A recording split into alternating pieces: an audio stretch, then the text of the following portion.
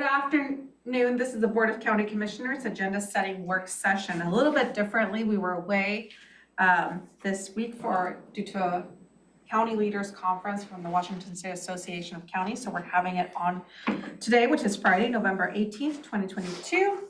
It is 1:06 p.m. This is set to go until 2:30 p.m. This is a hybrid meeting. We're in Building 1, Room 280. For public virtual attendance, you may follow along on the Thurston County YouTube channel. I'm Carolina Mejia. I'm the chair of the board. To my right is Vice Chair Ty Menser. To my left, Commissioner Edwards is not quite here yet. He will be joining us either in person or via Zoom shortly. Also in the boardroom, we have County Manager Ramiro Chavez, as well as Assistant County Manager Robin Campbell, and many other staff members joining us in the boardroom as well as via Zoom. Our agenda for today is the review of the Board of County Commissioners draft agenda for our meeting of November 22nd, 2022. So we'll go ahead and get started with that. And just for the public, this meeting starts at 6 p.m. on Tuesday instead of 2. So if you plan on attending, you can either join us via Zoom or in person at 6 p.m. here in the Thurston County Courthouse location, which is 2000 Lake Ridge Drive South. Okay, so calling the meeting to order at 6 p.m. The Pledge of Allegiance to be led by Vice Chair Menser, and then the approval of the Tuesday, November 22nd, 2022 agenda.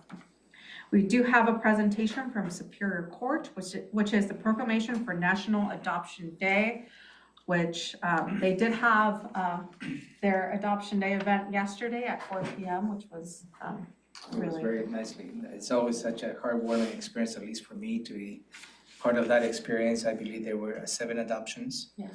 And 10 kids overall were adopted by very caring families. So good. And for your consideration, we didn't have a board meeting this week.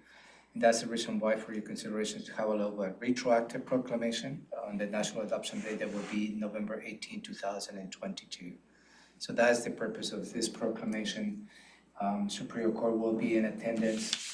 They provide some testimony, I believe, where they can give your perspective, and for you to also, the board, to say thank you really to Superior Court to go through this process and providing adoption to those kids there who truly need it.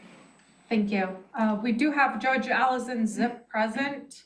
I'm not sure if it's for this matter or for another matter, but I'm not sure if she would like to add anything. Thank you for calling on me. I am not appearing on this matter. I'm actually here for the IT technology matter, but I was able to attend the adoption day yesterday, and I know our Chief Family Court Judge Chris Lanise is mentioned that there was going to be a proclamation and was very appreciative that the County Board of Commissioners was doing that. So thank you very much for that. Thank you. Questions, comments? Okay. We'll move on for the opportunity for the public to address the board and county manager's update. I don't want to have any specific updates. I would just highlight a little bit of the move and the transition of many different offices and departments to the atrium. And that will be just another opportunity to inform the public of the transition of the offices here in the county. That will be my update. Okay. Questions, comments? Okay. So next we have consent items A through D, starting with 3A from Public Works. A resolution or classifying position 34R00747 in the Thurston County Pay and Classification Pay Plan. Thank you, Madam Chair. As a regular practice, every office and department, when they see they have a vacancy, they go through the process of assessing the needs of the current position and looking at the overall needs of the organization. And that is the case of this particular request, where Public Works is requesting to reclassify an existing senior assistant, office assistant to administrative supervisor. The administrative supervisor functions will be more suited to manage all the support staff across the department, which right now the department is close to 200 employees. So having a more structured way to manage the administrative services will be absolutely on point for your consideration. This action has an impact on the budget. It goes from $4,837 per month to $6,174 per month. That will be $1,337 per month, a 28% increase. They do not request an additional change on the budget allocation for 2022, and this will not have an impact on the general fund. Questions? Commissioner Menster? No. Okay, I don't have any questions either. Moving on to item 3B from Human Resources, changing address for the Risk Management Office filing tort claims against Thurston County. Yeah, this is a prescriptive that needs to be stated as to where the risk management offices will be located. And they have already moved in a way to the 3000 Pacific. This is a resolution for you to formally change the address for risk management to be located at 3000 Pacific Avenue Southeast in Olympia, Is that Gary? Washington. Art. Oh, it's Art. Questions, Commissioner Menster? Nope, sounds straightforward. Okay. Will we have to do others like this? We will have to, and eventually we'll get into that. One of the biggest steps that you took is the Board of County Commissioners, and that has already been taken care of. Yeah. And that is why you're gonna be holding your meetings here until the remainder of the year, but your last meeting is December 16th, when you may consider approving the budget. And then already stated in that resolution that your meetings the new location will begin January 1st, 2023. But I don't think it's necessary for the board to take action to change the official address for each office and department that moves. No, each office and department will have their own changes on notifications, but for you and this one is required, I believe, for the risk management. Legal regarding the tort claim Okay. process. Okay. Thank you. No, I'm not expecting you to take an action in every single office. Well, that's what I was wondering. I was like, okay, this one came up. Are we gonna see? There may be a little bit of something that perhaps we missed, so Okay. Thank it you. might be coming your way. So I don't want to be all saying no. Yeah, there might be others, but in general, you don't need to do that. Want to leave the door open. Okay. Moving on to item 3C, Public Health and Social Services, Amendment Number 1 to contract to perform governmental activities between Thurston County and Thurston Conservation District. This is an interesting item in that the department is requesting for you to consider Amendment Number 1 to the contract that will have the Thurston Conservation District to provide functions related to the PIC project. So this particular item, was cut in the pandemic. And that's really the gist of this justification. The contract expired back in December 31st, 2020, and at that time, everything stopped. So at this point is the need to continue with the process with the Thurston Conservation District. And for your consideration is to amend that particular contract, and the performance period will be from September 30, 2022 to September 30th. The extension to September 30, 2022. And I believe that will cover all the activities related to this particular contract. There is not a change on the cost, it's just extension of the contract in order to be able to perform the activities within this amendment. I believe we have Stuart and Art in here. Do you have any questions? Thank you. Stuart, Art, anything you would like to add on this matter? Yeah, this is Stuart. Yeah, so I got here in October of 2021. The contract had expired, and then it went into my queue, to be addressed. And then a couple different things happened in January. The source grant, the federal grant that we had funding our North County PIC project, we were advised by our prosecuting attorney's office, Jane Fetterman, that she wasn't supportive of signing the amendment until we had verified compliance with EPA terms and conditions. And that process took a few months and a lot of time and actually good time spent getting things figured out there. And then, so really this is just a record keeping thing to just transparently close out the contract itself, which Conservation District did an excellent job on this. They met all deliverables, all their invoices were closely reviewed, and everything's shipshape. So we're just closing the process out.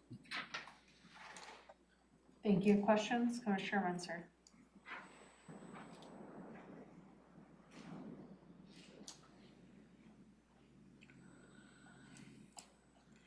I guess I'm a little confused on what this action actually is then.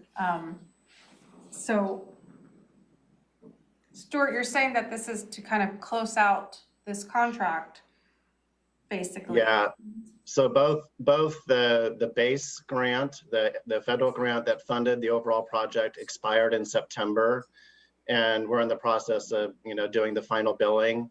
And the Conservation District contract expired, back in 2020, but it was never extended due to COVID and other factors. But there was close contact all along with Conservation District in terms of the project and all the deliverables and everything like that. It just was not, that task was not completed. That contract was not extended, from that point. And so the idea was, just for transparency, just to do the amendment. Jane Futterman, recommended we could do it this way, and that's kind of where we're at. So, Stuart, was there any activities the Conservation District did between the expiration of the previous contract of December 31st, 2020 to now September 30, 2022? Yeah, so the project continued. And again, I wasn't here, but the project continued. The work was going, the invoices were being submitted, and all that. Yeah, that, and I think I highlighted the issue earlier with ARD, because it creates an issue that a third party performing work on behalf of the county without having an active contract. Obviously, at this point, you put the board in a very difficult situation to actually go back retroactively and approve a contract just to make sure that we compensate the Conservation District for the work they did. But I think we need to be more proactive as to how we go through this process to ensure that no work a third party does on behalf of the county does so without a contract. What project was this exactly? They pick. Okay, all right. Art, you have your hand up? I was going to say that I was going through, talked to Stuart, and I was reviewing emails actually since I talked to Romero. And so the Conservation District, as Stuart indicated, the one agreement had expired. But if you go through the records, there was a clear understanding and agreement between the Department of Health, who's basically the funder, the department, and the CD that they would extend the contract. So everybody agreed that the work could be done and the contract could be extended. But then, as Stuart also indicated, we ended up getting into a mess as a result of COVID and our contracting challenges and things, where the contract didn't get renewed as quickly as we'd like. And as Stuart also indicated, we're trying to, basically close the books on this stuff to make sure that everything's being done above board. Unfortunately, the paperwork and whatnot didn't keep up with the actual work. And so it's certainly not anything we want to ever do again. But if you go through the email trail, there was an understanding the contract would be extended. There was nobody who took issue with that. In this case, it's cleaning up things at the end. And to Stuart's credit and to Jane Futterman's credit and stuff, they worked with CD to come up with this way to make sure that we're doing it appropriately and above board. I'm sorry. I just have more questions. My follow-up question is, okay, as we're amending this contract to kind of close it out, then what's the next step continuing this? Like, is it going to, are we going to go out for another RFP and do this again, or? So this closes the contract. Yeah, Yeah, the contract, all the work associated with this particular agreement ended on September 30th. We probably will continue to apply for projects to do work with the Conservation District, as Stuart indicated. They did a very good job, and it's an important part of helping protect our water resources and our shellfish industry.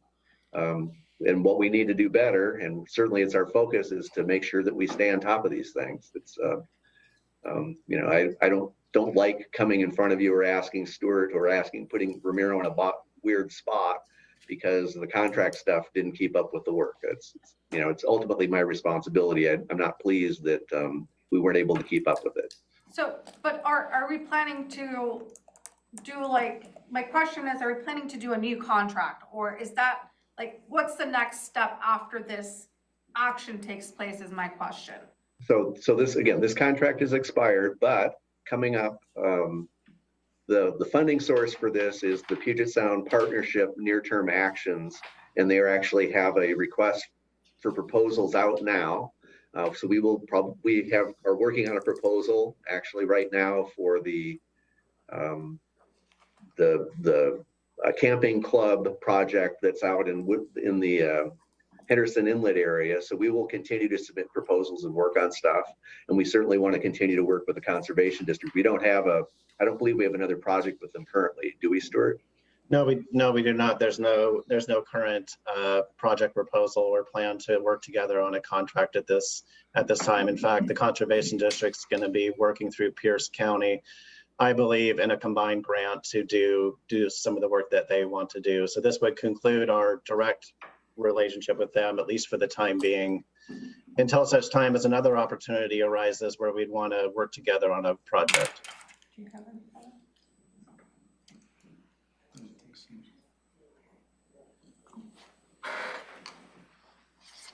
Okey-doke. Thank you. Oh, sure. Thank you very much. Moving on to item 3D from the Commissioner's Office, exception to the management and technical pay plan. Thank you, Madam Chair. On the at-will plan at the county, we have the option to compensate employees. They come from out-of-state new employees for moving expenses. However, on the MTP, which is the management technical plan, we do not have the option, and we need to bring this matter on a case-by-case basis for your consideration. In this particular case, we just hired a great employee. He came from Texas, and as part of the process, we offer moving expenses, and we'll ask the board for you to consider authorizing that amount of $3,000. You are familiar with that employee, actually. He is the one who's helping us bridge over the management of the atrium at the 3000 Pacific. So I will kindly request for you to consider this exception. Questions, Commissioner Menzer? It's okay with me. I have a question in regards to this, in regards to moving expenses, and the reason I have a question is because I've been talking to several departments and they were like, it would be great if the county could cover some of these. So it's in policy that the county can cover moving expenses? Only for at-will. Only for at-will employees. But That's why we're asking for an but I'm exception. working with Maria to bring somewhat of a revised recruitment policy for your consideration. Hopefully we can start addressing some of that, because unfortunately, those are the policies they were working on. And as you suggested, Madam Chair, and I think it's an opportunity to be more flexible. It's just the nature of the workforce. I think we ought to be flexible. So I'm going to be bringing a couple of different policies here in the near future. One is the recruitment policy for you to consider, and also a retention policy. They were also working on that. I wanted to separate those to you because the retention strategies that we're thinking may require to have a conversation with the unions, which becomes a little more of a time issue, but it's coming. But you're right on point. I think we need to be flexible, and in this case, the board needs to take an action on a case-by-case basis. For this particular position, I'd been recruiting for over a year. I'd gotten about 8 applications. Of those, I had 2 open positions. 3 applicants were qualified, 3 of the 8. I offered the position to all 3 and 2 accepted, so I was able to fill the 2 positions, and one of those is the gentleman who moved from Texas. No, and it's great, and I'm, I'm not opposed to this whatsoever. I just, again, I know that other departments are also struggling with hiring Exactly. positions, and they've been struggling, to kind of offer incentives. And I don't think many of them knew that they could bring this up for exceptions. Having a policy on that, the sooner the better, I think, for some of the departments that are really struggling with positions, and to be able to do this, so. Okay. Department items, item 4A, 4B, 4C and 4D are all the approval of the voucher list from the week of October 3rd to the week of October 24th, 2022. Yeah, thank you, Madam Chair. There is the reason as to why these items are in the department item is we have expenditures related to the atrium. Item 4A we have on page 83. Item 4B we have it on page 25. Item 4C we have it on page 24. And item 4D we have it on page 22. And it's all related from telecommunications to pay for furniture. And I believe the last one is the last progress bill for the tenant improvements. Thank you. Questions, Commissioner Menser? No questions for me. Okay.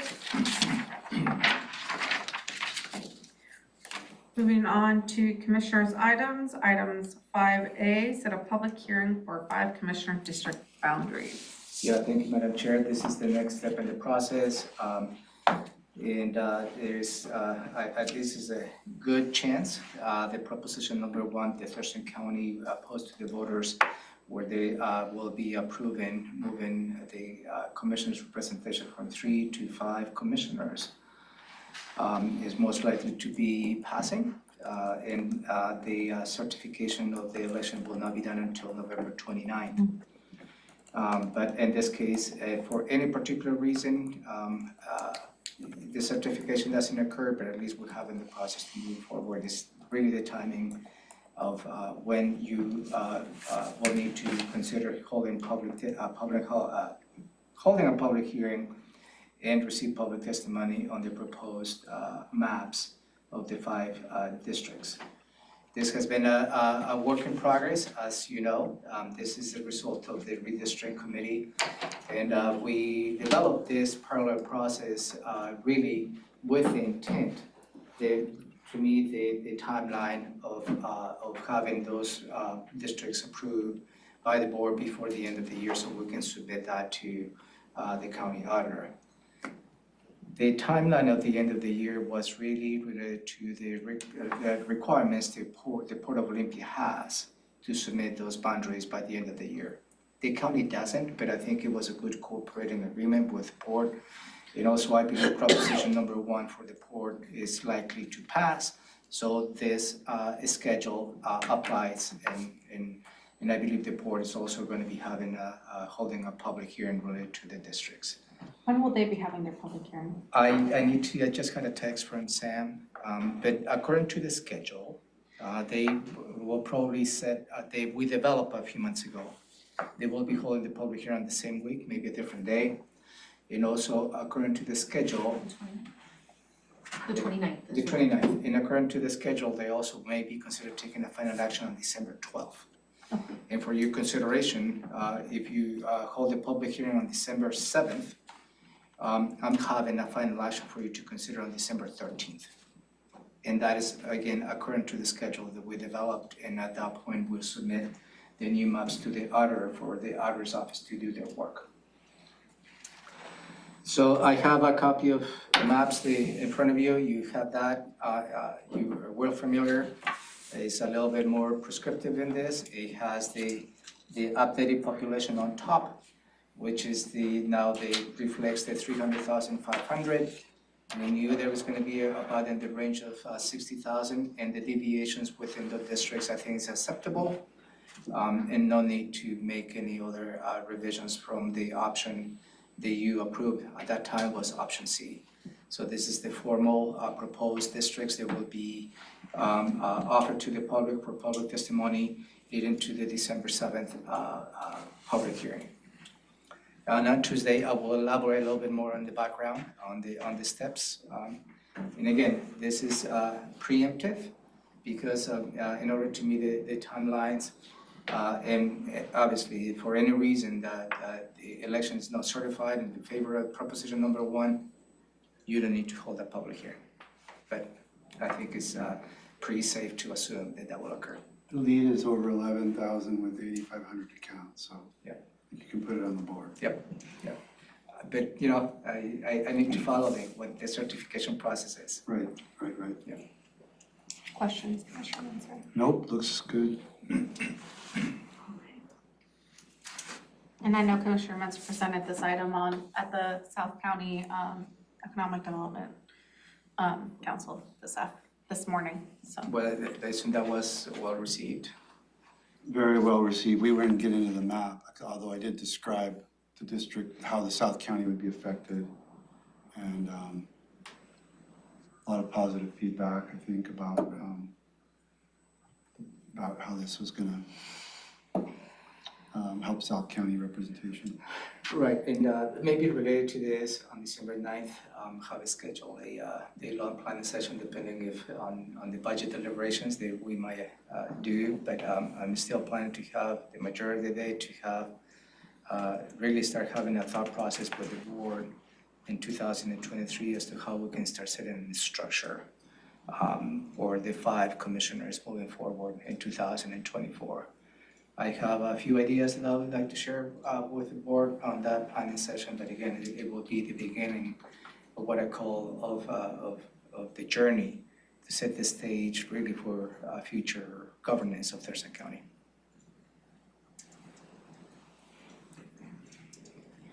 Okay. It might be, Oh, I'm sorry. Go ahead. Ramiro, it might be useful in advance of that planning session if you gave us like, I don't know, 3 or 4 topics that you'd like the board to discuss, like what you have in your mind, like kind of a sub-agenda, so that we can kind of, I mean, just like, because sometimes, you know, my mind will start turning on something once I have something specific that I know I'm gonna be asked about or need to think about, and I don't really have a sense. I can share the 3 topics that at least I have in mind. Certainly it's gonna be how the board may consider having committee, and how those committees will be done. You may want to have a conversation in terms of what will be the role of the chair, whether it's just the facilitator of a meeting or maybe something larger. I will be bringing a proposal to have a code of conduct that be formally approved by the board, and I have an idea and I have a format as to what may be considered. I'm planning to walk you through that. And also it's something you have already discussed and that maybe you can consider implementing in 2023, is really having a break in the middle of the year for about 3 weeks where all the commissioners can take vacation. So I'm not saying the county is going to be closing for 3 weeks, but at least the commissioners will have the opportunity to take your well-earned vacation, summer vacation at that time, if that's what you choose to do. So all that, those are the main topics, and obviously Moving into next year, the assignments for boards and commissions will be part of that conversation as well. And that is really the gist of the planning session December 9th. You mentioned code of conduct, so is this, do you mean an update to that document that we passed, I think, in 2019? A little more defined, Perfect, because I was gonna suggest that. a little more defined, and I think it will be good for the board to consider formally adopting that, so when the two new commissioners come, we'll have a good framework. We did adopt that though, right? Yes. But you're gonna propose some revisions to it? Yeah. A little more prescriptive. I see. Well, yeah, at the time we passed that, it seemed like it might, it was good. It might have seemed a little bit of overkill, but it sets us up well for now we really need. Yeah, what I envision is how you will be referring to yourselves, talks about civility, all that I believe is something you may consider. But I will walk you more in more detail as I have found some examples of other jurisdictions, good examples. The ones that I am proposing will not take away any of your legislative responsibility. It's just what I call is the rules of engagement that perhaps all of us can probably gravitate towards that. So, just give you the sub-items of that. Okay, that's helpful, thank you. Can we see that before the planning session? Absolutely. I will give Show you- her the original, the one that we passed. The So one that we the- haven't, I think you called it the county manager or Yeah, something. I think the county manager's role was you passed. Talked about like when a commissioner, trying to define like commissioner's relationship to staff, like when we can direct projects, what needs to get a county manager looped through, or there was some definition there, and I think it's gonna be important to relook at that and make sure it's good, it fits a 5-person setup. Right. Plus, I'm sure there's other things. we Yeah, can what I add. can do is probably share with you an example that I found, and that will be a good framework to see what I'm thinking. Okay. So with that, we'll move on to community planning and economic development. Item 6A, ordinance for adoption of A-8 habitat conservation plan. Well, a long time coming, I believe, and this is some of the two actions, formal actions 6A, 6B, related to the habitat conservation plan.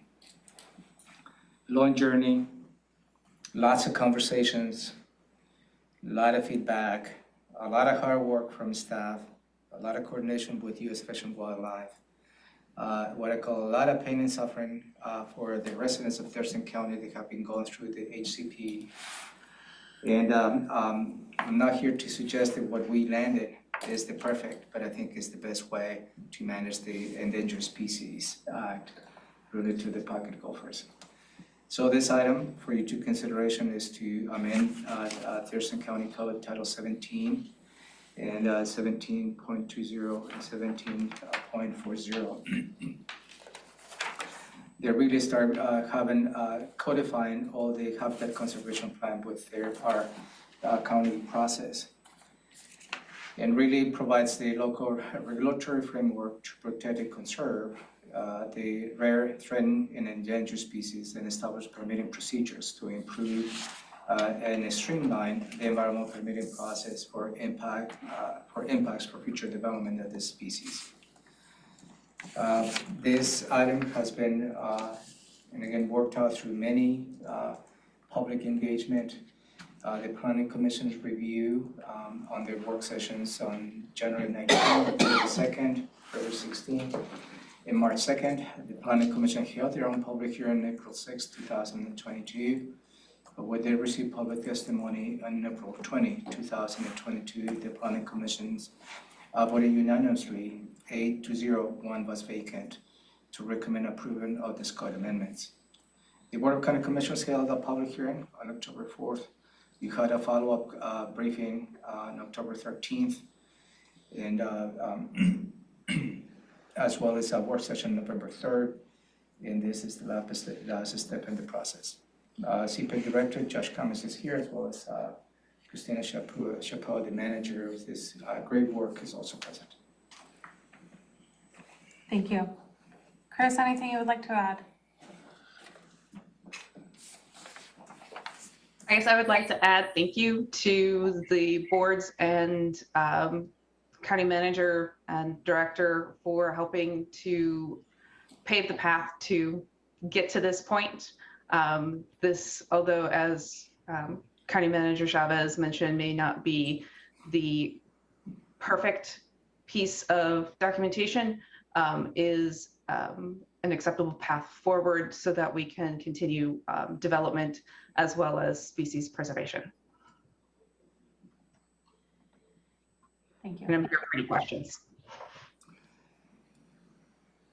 Questions, Commissioner Menzer? No. Okay, And item 6B, Madam Chair, if I may, is also related to the HCP. In this particular resolution is to adopt the mitigation fee schedule as part of the Habitat Conservation Plan. Those two items go in tandem, and also has been through a public hearing, that you held a public hearing on this on October 4th. You follow up with briefings related to this fee. And this is, again, a formal action for the board to establish the fee schedule for the Habitat Conservation Plan. okay. Questions? Commissioner Menzer? No. No, okay. Just, this should be an ordinance, not a resolution, because it establishes a fee. Good catch, thank you. It's 11:42, let's take a 5-minute break.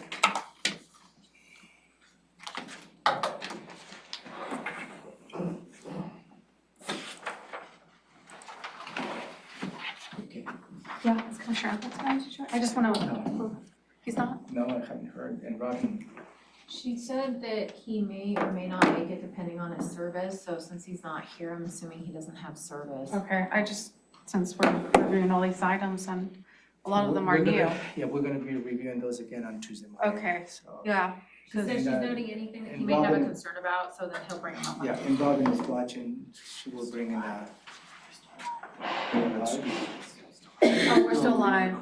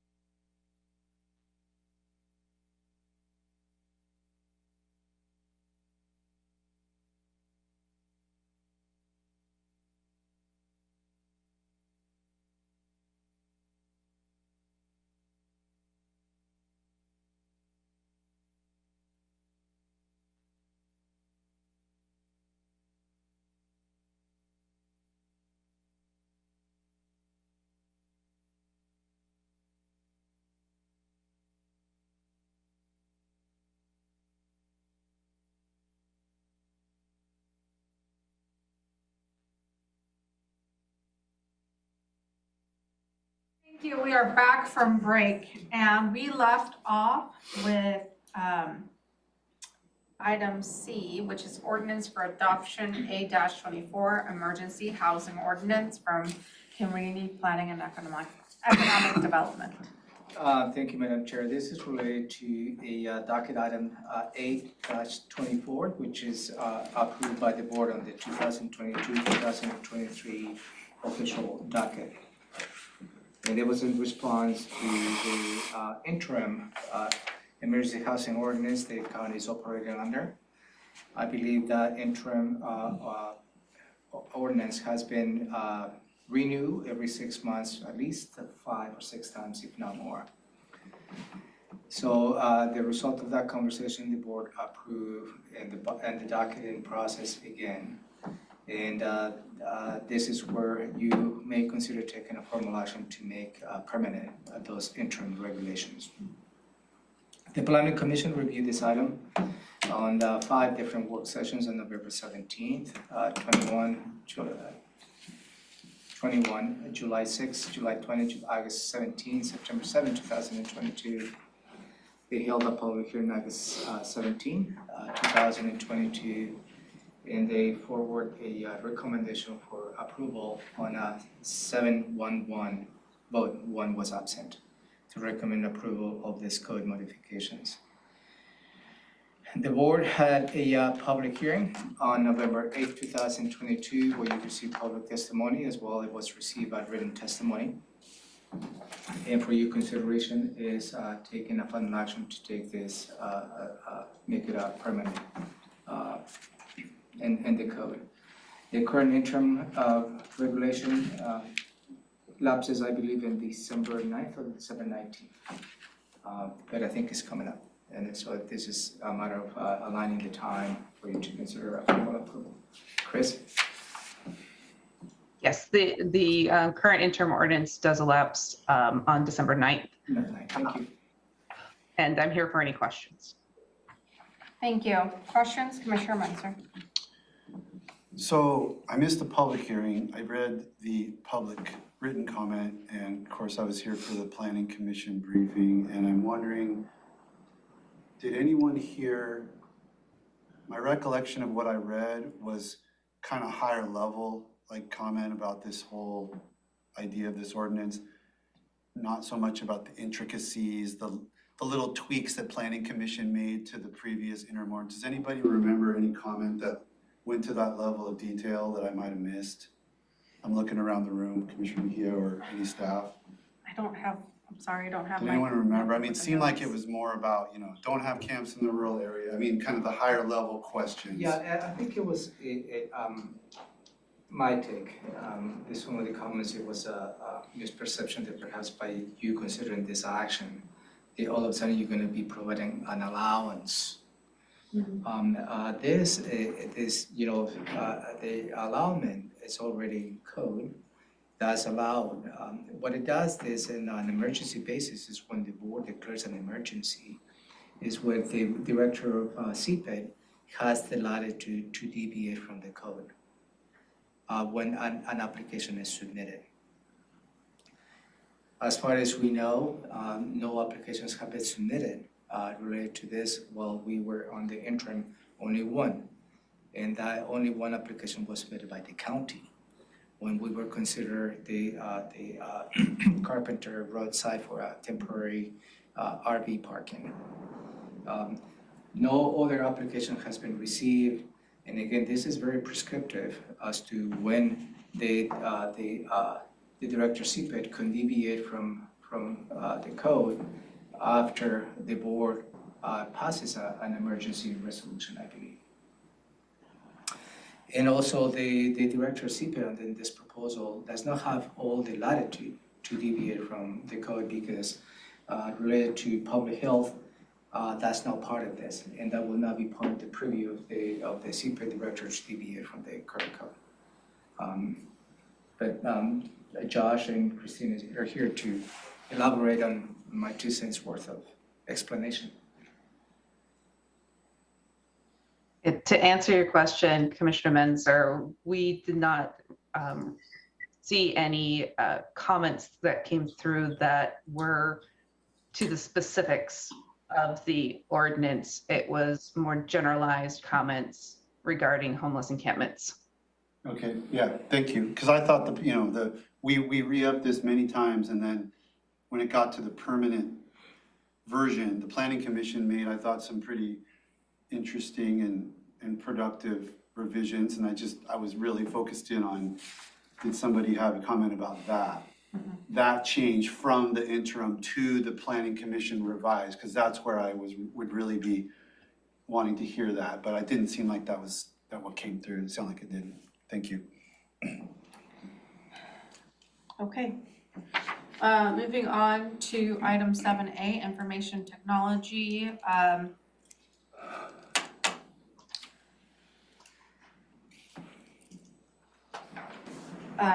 AOC Courtroom Improvement Grant 2022 through 2023.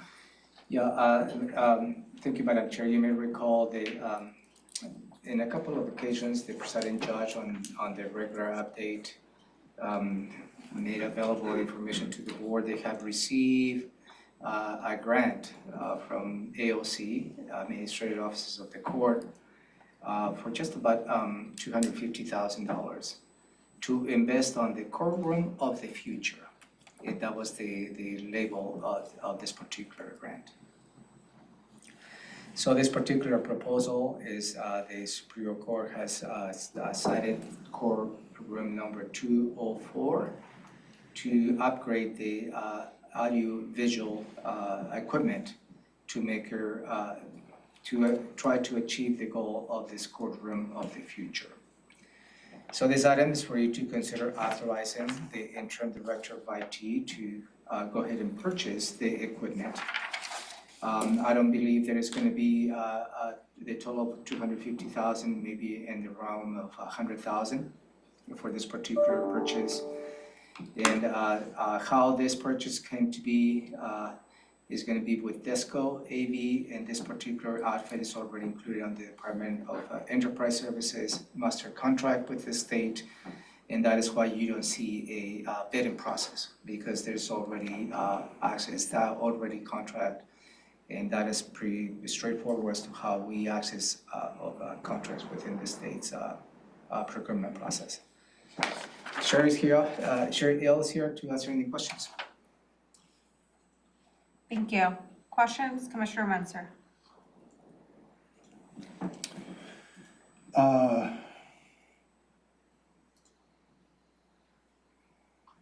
Is there anything that can be said beyond enhancements of audio and visual? I mean, can you be any more specific about what this is going to do that's better than what we've got? Yes, I actually can. Sherry Ilg, Interim IT Director.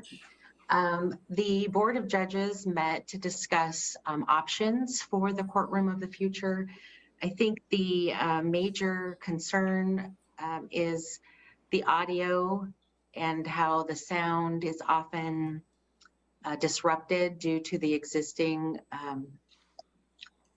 equipment.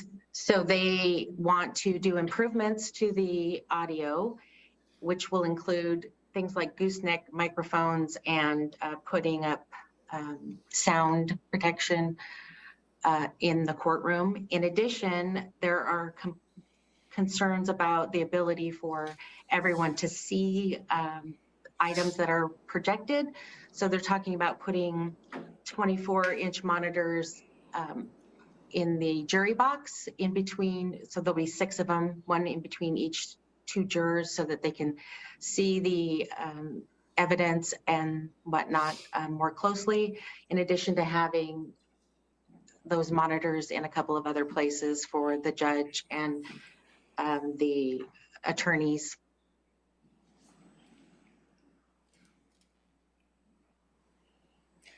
Okay, that's good. And then county manager said maybe $100,000 for that, and then they're going to just kind of continue to noodle on how to use the rest of the grant, or? They have a plan to improve the audio in the other courtrooms as well, and that will come after the courtroom of the future. So they're allowed to make courtrooms of the future? Yeah.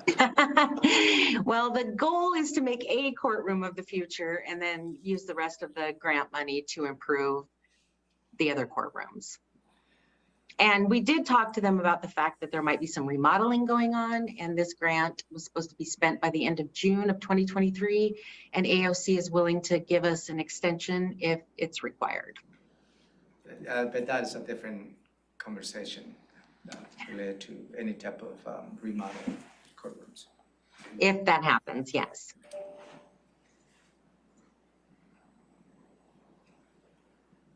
Thank you.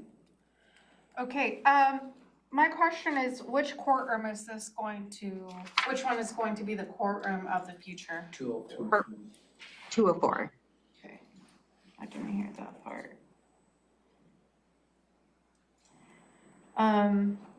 Which courtroom 204 is one of the, combined with 201 are one of the historic courtrooms.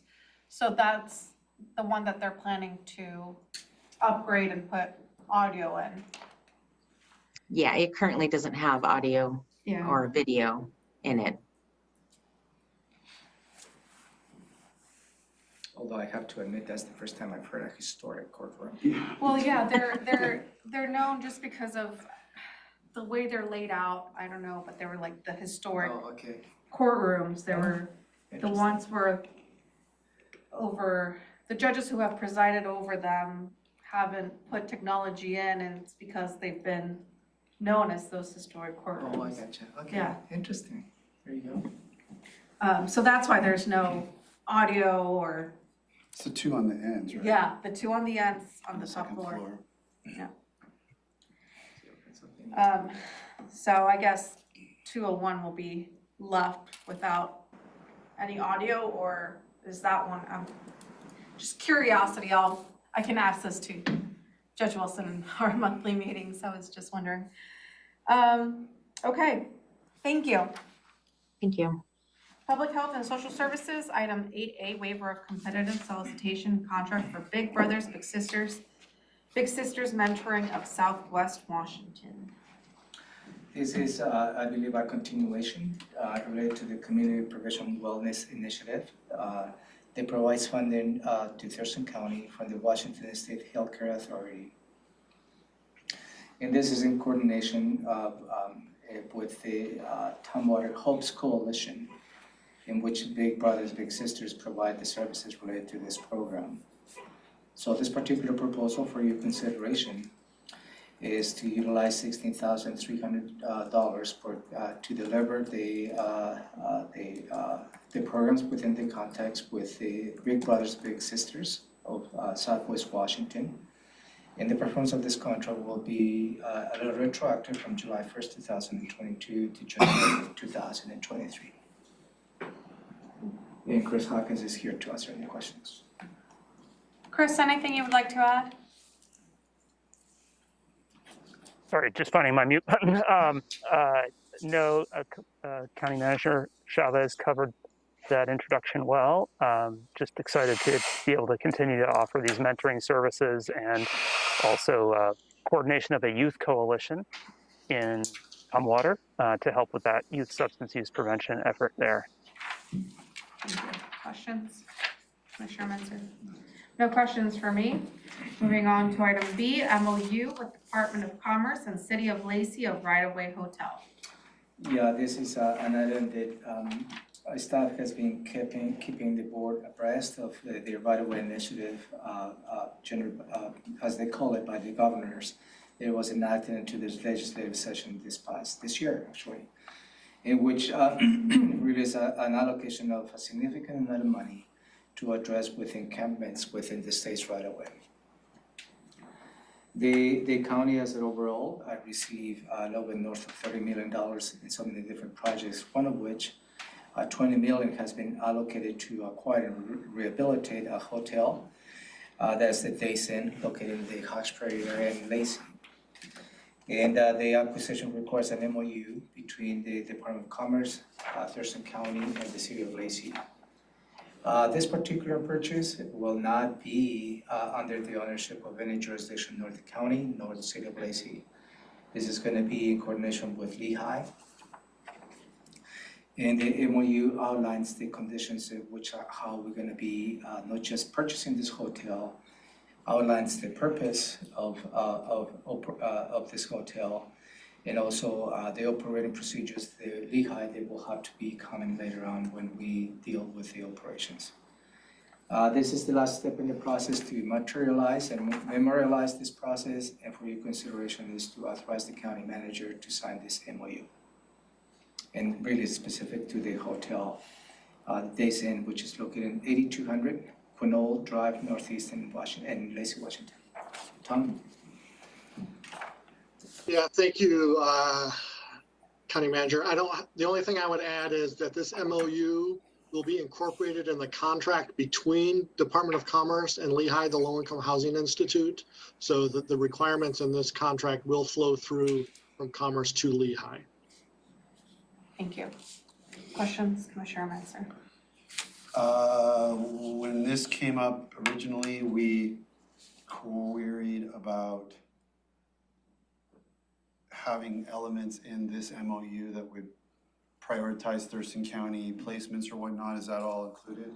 Yeah, it is To our included. satisfaction? Yeah, it is included, and we work hard just to coordinate it to make sure the language is very clear, that if there is any type of individuals coming into this, has to be through the coordinated entry the county has, and that it will not make sure that it's not an asset for Lehigh to be a regional purpose, has to be countywide. And any type of excess capacity, which I doubt we will have, it will be a coordination between the county and the city to see how we can probably use that capacity, if we get to that point. Okay, thank you. I'm wondering about, Tom, if you know how, I know that there was not a public hearing, but kind of informational sessions. And I couldn't attend because I was at the Renton conference, and I'm wondering if you know, or if you've heard how they went. He participated. Oh, he did? Okay, I didn't know you participated. Okay, how did they go, Tom? They went well. Keely and I both participated. Awesome. There was probably around 15 or so participants in the first session in the afternoon at 3 o'clock, and only 4 or 5 in the evening. There were some good questions, but overall I thought they went very well. Thank you. Keely, anything you would want to add? No, even though the attendance was quite low, we had questions that went on for the entire time for the 90 minutes or just under 90 minutes for both sessions. So a lot of really good engagement, really good questions. There's an Olympian had like a kind of a summary article of the main questions that were asked and what the answers that they I think it heard. was So, today, in today's newspaper. Right? okay, I haven't seen you that. can check that. It's like questions about, you know, are sex offenders allowed, criminal record, you know, the standard questions that we would expect. But it said there were about 20 people. Maybe they were combining the 2 sessions total.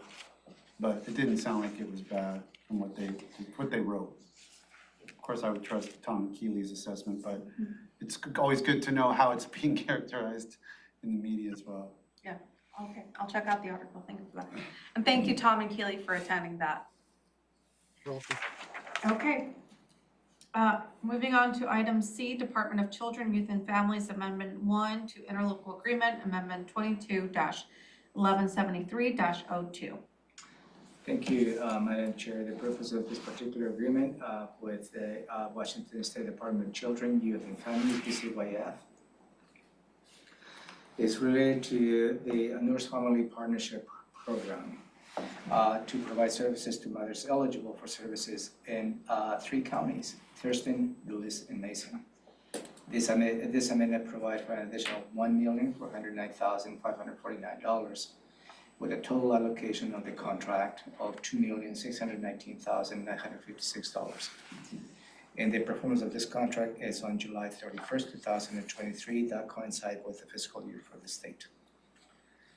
The Nurse Family Partnership provides services to 162 families in all 3 counties, for which 61 families are in Mason County, 46 families, and Lewis County, and the remainder in Thurston County. This has been an incredible program, incredible services to those mothers in need, and this additional funding will continue to provide the services on those 3 counties. Gretchen? Thank you, Romero. I think you summarized it really well. Thank you. Questions? Any reason we shouldn't agree to this, Gretchen? No, I'm thrilled that we are here and ready to move this forward. Perfect. Sounds good. Thank you. Thank you. And connection item D, did you cover that? No, I haven't yet. There is a change on that on item D.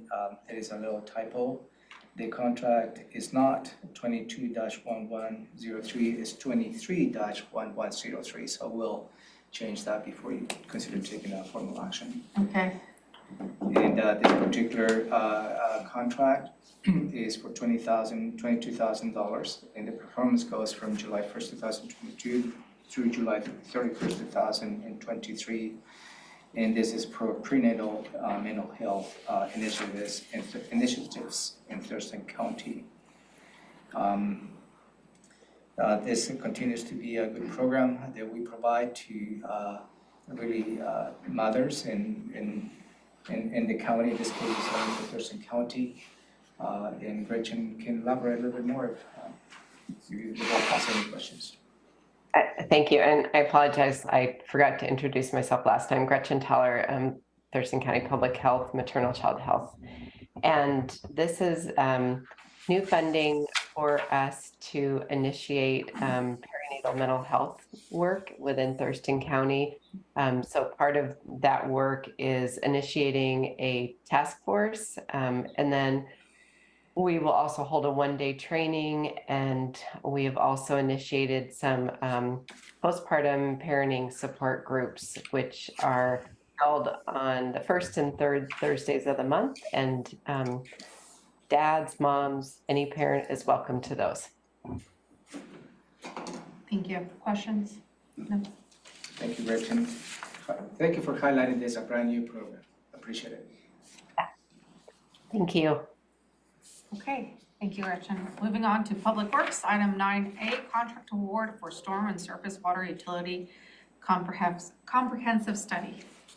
This particular matter was briefed to the board early in the year, where the board authorized to go ahead and issue a request for proposals. On October 7, 2022, 2 proposals were received. After reviewing the proposals, the department is recommended for you to award the contract to Herrera Environmental Consultants of Seattle, Washington for just about $400,000 contract. This the stormwater and surface water utility comprehensive study intends to provide a comprehensive assessment and made recommendations to the management of the stormwater water utility to provide equitable program across the unincorporated Thurston County that meets the regulatory requirements and meets the strategic goals of the county. Tim Wilson is here, and I believe is Nate also here to answer any questions the board may have. Thank you. No comments to add, but I'm happy to answer any questions. Thank you. Questions, Commissioner Menzer? No. And no questions for me. Moving on to item 9B, interlocal agreement with the City of Rainier for sport courts amenities. I'm gonna take a deep breath because finally we're here. This is something the board authorized, somewhat of a signature project with the City of Rainier for $250,000 that comes from the park impact fees.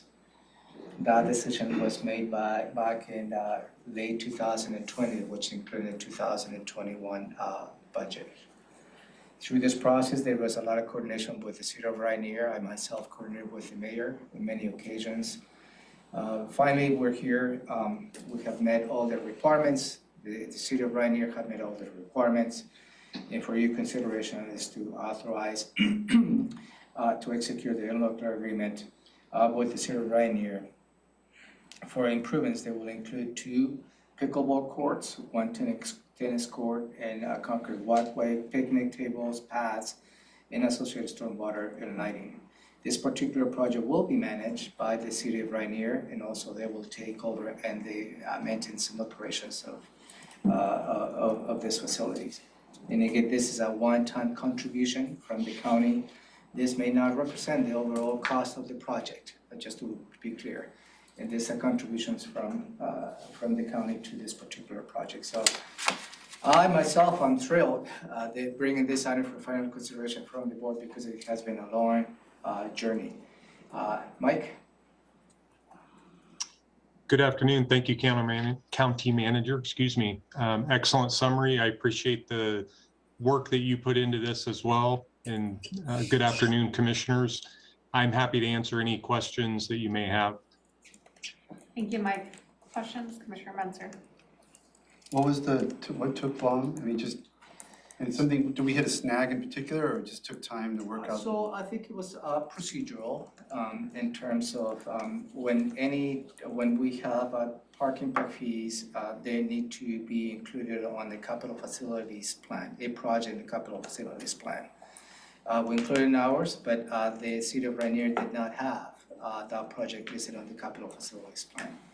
It took a while until they can actually add it to the capital facilities plan, go through their own process. And I believe we're here. That was the major snag in the whole conversation. It's more procedural. Okay, thank you, and I don't have any questions on that. I think I'm all right, yeah. Moving on to item 9C, interagency services agreement with the Washington State Department of Fish and Wildlife for maintenance of the Boston Harbor restroom and parking lot. This is another item that shows the cooperation with other agencies. As you may recall, the Washington State Fish and Wildlife owns portions of the boat launch and the Boston Harbor. They went through the process of upgrading a couple of facilities. They improved the paid parking lot, and also they upgraded bathrooms, which, they own the bathrooms. They upgraded. Over the last couple of years, we have cooperated with the Washington State Department of Fish and Wildlife to share the cost of maintaining the bathrooms, mainly. So here we are for your considerations to continue this partnership for 2023 and 2024. Their contribution to this effort in 2023 is $6,000, and then 2024 is $6,240. Had a conversation with the public works director this morning on this particular item, and leading to the end of 2024, we're going to have a larger conversation with Fish and Wildlife as to the long-term operations and maintenance of this particular facility. But for your consideration, just continuation of this partnership for now. Questions? Commissioner Menzer? No. Oh, sorry, Mike. Was there anything you wanted to add? You're fine. No, thank you. Questions? Okay, no questions for me on this project. Okay. Moving on to item 9D, adopt resolution of findings and determinations for proposed Offa Lake Management District number 24. Thank you, Madam Chair. On September 27, 2002, the Board of County Commissioners approved a resolution of intent to form the Offa Lake Lake Management District number 24. This action will also set the public hearing for November 1st, 2022 for you to receive public testimony and any elements in opposition to this or in favor.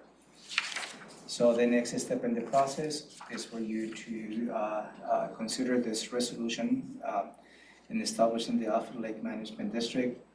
And this will trigger they actually conducting a formal elections leading to a formal formation of the Offa Lake. Tim Wilson is here to answer any questions. So can I Go for it. I thought we were going to have a work session on this. You're more than welcome to delay this item and have a work session. Yeah. because I'm not there. And I might be outvoted on this, but I for one would like a work session to kind of discuss what the public comments were that we received. Yep. But that's just my request. I'd love to hear another voice on that from the commissioners here. If you agree on that, we'll take this item out. I agree. I mean, I had questions and, I mean, I can ask them now. I don't know if we'll have time to really answer them. But between the questions I have and the questions Commissioner Mejia clearly has, and Commissioner Edwards not being here, and we know he's got questions, it sounds like maybe a work session's a good idea. Okay, so we'll take this item from your consideration for your agenda next week, and we'll organize a follow-up work session. Thank you, sir.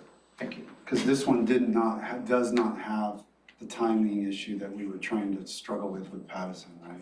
Correct. They weren't gonna make it next year no matter what we did. That's right. So we really have some time to make sure that we've got all the commission's questions answered. Okay. Yep, will do. Which Tim is not off the hook yet with our next item, which is ordinance creating Patterson Lake Management District number 23. And this is really the next step of the process related to, for you to consider forming the Patterson Lake. They're a little bit of a couple of steps ahead in the process with Patterson Lake.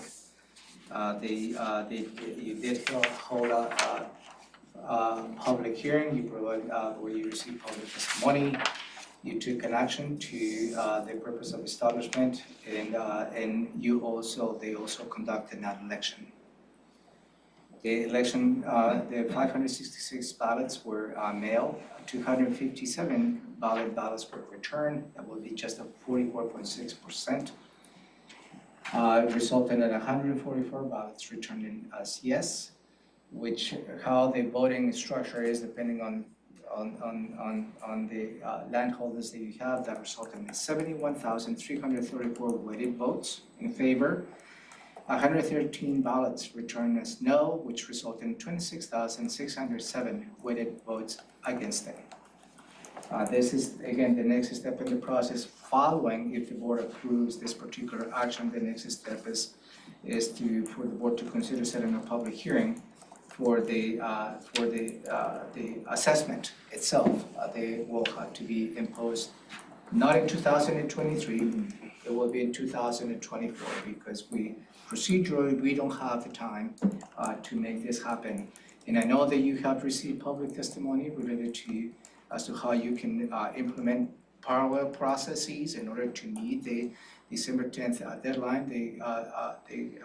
The county treasurer established in order to put those assessments in 2023.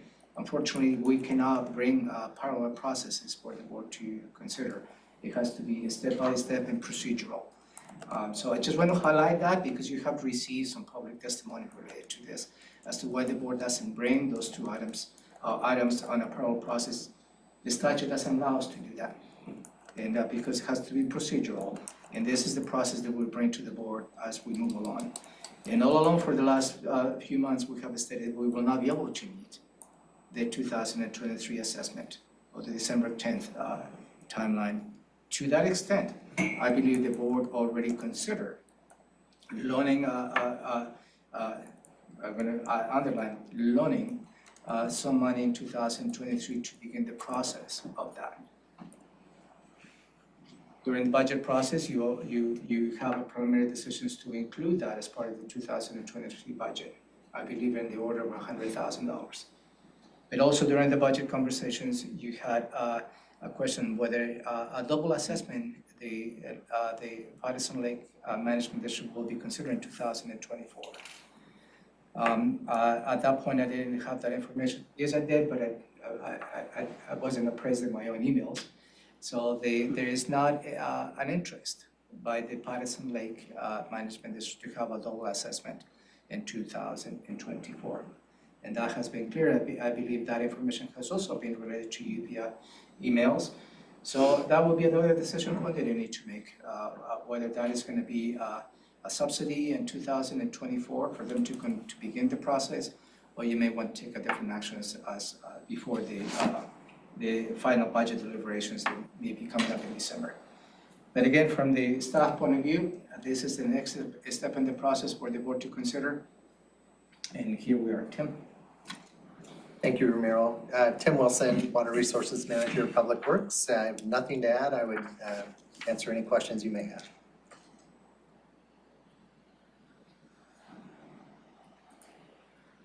So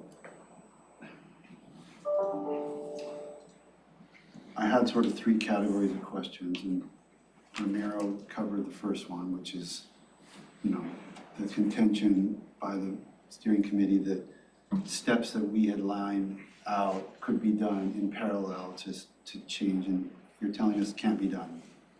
I promised them that I would make sure that I asked that question and I get that answer.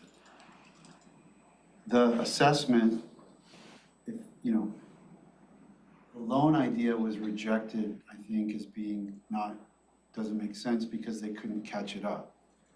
The double assessment's rejected by them. A pure subsidy doesn't really make sense to me because that's disconnected from the specificity of their timing issue. Why would we not, if we just give them $100,000, why would we not be giving that to Offutt and Long and Lawrence? $100,000, we can't afford to do that. And so if they don't wanna, pay for that back, have us loan it for a year and then they repay it, then I don't think that makes sense to me to do that. My third category, though, is the question that I had a meeting with Mr. Trowbridge and Ms. Lowe, and we got round and round about this issue of who owns the lake bed, some statute about whether it's lake's navigable, and if it's non-navigable, then everybody owns pie slice shapes. Therefore, we would have to negotiate with Mr. Trowbridge where we're going to apply the chemicals so that we would not be killing any weeds on his pie slice shape of the lake bed. And Ms. Lowe also agreed that that is an absolute fundamental question that we all need a legal answer to be able to decide how to proceed. Yeah, I responded to that question last Tuesday. Okay, I didn't see that. And there is the Department of Natural Resources? Correct. Natural Resources has already made the determination. The state owns the land and the water. And I shared that, the well-described paper to Ms. Lowe as well as Mr. Trowbridge last Tuesday. So at that point, that answer, the question has been answered, at least from our perspective. I don't believe there is a reason as to why we need a So we legal don't have to opinion. worry about that piece. Yeah, so, and I shared that with Mr., my apologies, I didn't bring up to speed, to Trowbridge, and in fact, I called him this morning, this week. And also I shared that with Ms. Lowe. She asked me for that piece, and I sent that early last week. So that question has been answered by the state. Okay, thank you. It didn't seem like that had to be the answer, but I don't have the legal expertise in that area. I'll share with you, geez, all my stuff is being I mean, I'll share that with you. I read it, that was very well thought out, and it's available online. There's determination of the ownerships of land under lakes. Any lake or about? 20 acre lakes, that's the threshold. Obviously, Patterson Lake is 250, so that applies. Sorry. If I could add to the funding question, Commissioner Mentzer, I think it is going to continually be a question, should we have new communities who want to consider LMDs? Because under the best of circumstances, and if the process of moving the petition through aligned perfectly with the treasurer's schedule, any oncoming LMD would still have to wait until taxes are collected the next year. So even in the best case scenario, there's going to be a gap where where they may have a created LMD, but an unfunded LMD. And so I think just for awareness, it is something that unless it's an LMD that's renewing, that already has a fund balance, this is just part of the process, and maybe an improvement going forward from Public Works' end is to improve our communication on our FAQs that are posted on our website now to include information on that. Yeah, like a sort of a cautionary like Yeah. FAQ that says, be aware that it's a lengthy legal process. If you start your formation process, you may not be able to begin activities for 18 months or 2 years, or whatever the right thing to say is. Yeah. That follows that process. We have very good information on there already that says, hey, once you submit a petition, expect a long process. It's a long process, but we could be more clear in saying, once the LMD is formed, you're not quite there yet. And you're still unfunded at that point, and here's what that looks like. So we'll take the steps to enhance that communication. So we'd like to keep this item on your agenda? We haven't heard from the chair yet. Do you have any comments about any of this? No.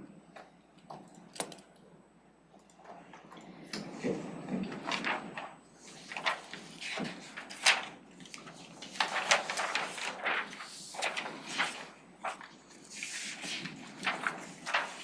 Okay. So with that, we will have our standing items. Even though our meeting starts at 6 p.m., we do have 2 public hearings at 3:30 p.m. So for those members of the public who would like to attend.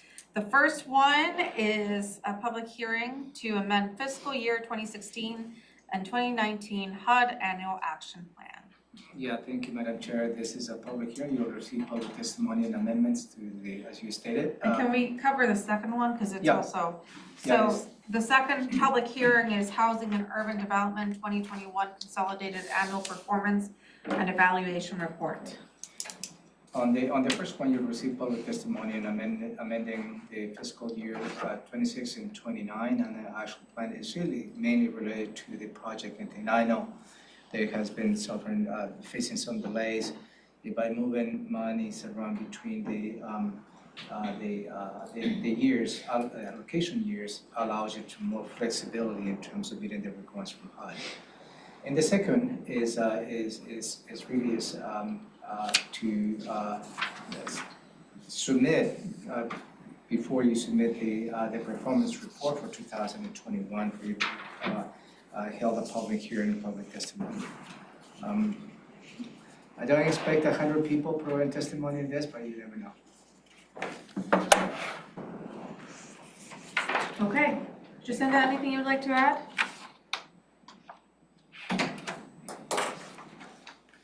Only that for the consolidated actual performance and evaluation report, that does have a minimum 15-day public comment period that opened on October 31st.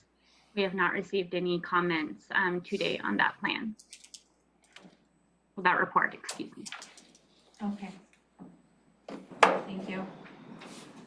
I may be late or on the phone or potentially absent. I have a medical appointment before that. Okay. I don't think so. I think I'll be missing anything. Okay, that will conclude our agenda for our meeting of November 22nd, 2022. Next is commissioner items. Any commissioner items that you have? Nothing I have to address today. Me as well. So with that, it is 2:35 p.m. We are adjourned.